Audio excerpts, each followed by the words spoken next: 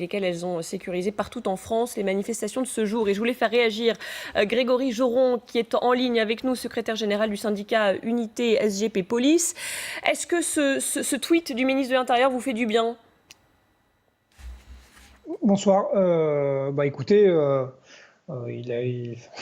je sais pas trop quoi dire, vu les 3 jours qu'on vient de passer, clairement, à ce tweet. J'entends, il est dans son rôle, il le fait régulièrement. J'ai envie de dire, il le fait peut-être à contre-temps. Pour vous, ça veut dire grand-chose. Ça dissonne vraiment avec ce que pensent mes collègues de terrain aujourd'hui, depuis lundi. Et depuis les propos tenus par le ministre lors de la conférence de presse. Donc ce tweet, encore une fois, c'est un tweet du ministère de l'Intérieur suite à une manifestation où, comme d'habitude, les collègues ont fait le job, contrairement à ce qu'on peut entendre aussi depuis 3 jours. Il est dans son rôle.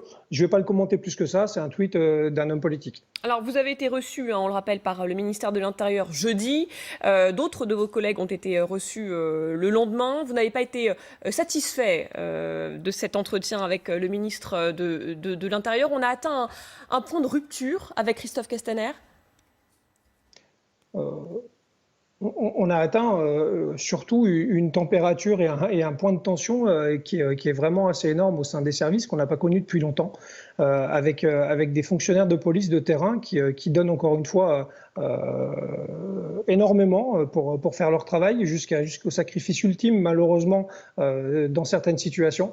Et forcément, aujourd'hui, on a entendu, d'ailleurs on l'a entendu plusieurs fois depuis pas mal de temps, ces policiers-là n'ont en effet plus confiance en leur ministre. Il y a déjà eu des propos le 13 mars durant la crise du Covid où Christophe Castaner a annoncé que les policiers n'étaient pas en risque face au virus. Ceux de lundi ne passent réellement pas. Et malgré les annonces qui ont été faites hier par écrit, visiblement la température ne redescend pas et ça va être très difficile de retisser le lien. Je pense qu'il lui reste énormément de travail et de preuves à nous apporter pour faire en sorte d'essayer de retisser le lien, mais j'ai peur qu'il soit vraiment trop tard. Alors vous évoquez justement ce communiqué du ministère de l'Intérieur publié hier soir, Christophe Castaner qui est revenu sur ses propos qui vous ont beaucoup déplu, sur la mesure de suspension en cas de soupçon avéré de racisme. Il le dit, il n'a jamais été question de remettre en cause la présomption d'innocence des forces de l'ordre et par ailleurs concernant la technique de l'étranglement, il le dit, elle sera plus enseignée dans les écoles de police, mais il sera toujours possible de réaliser, je cite, une prise arrière de façon à amener l'individu au sol. Donc une forme quand même de mea culpa de la part du ministère de l'Intérieur, mais vous dites non, c'est pas assez. Mais on ne dit pas que c'est pas assez. Enfin, déjà la présomption d'innocence, juste comme ça pour recadrer, ça me semble être une évidence. On n'a pas besoin de la demander. On n'est pas des citoyens quand on est policier. On est aussi présumé innocent et on a aussi des droits à la défense qui sont que ce soit au niveau pénal, tant au niveau administratif également. Donc ça nous semble être une évidence. C'est pas une victoire que d'obtenir juste la réalité pour mes collègues. Concernant la prise, on est encore dans un espèce de gloubi-boulga où on n'arrive pas trop à s'en sortir et ce qu'on nous écrit n'est pas très clair.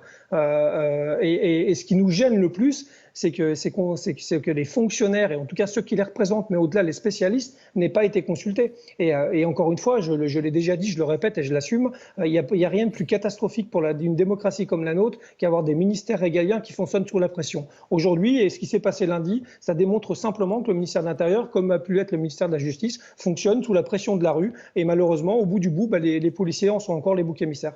Merci beaucoup. Alors vous restez avec nous. Retrouvez toute notre actualité sur videopolice.com, la chaîne YouTube d'Unité SGP Police.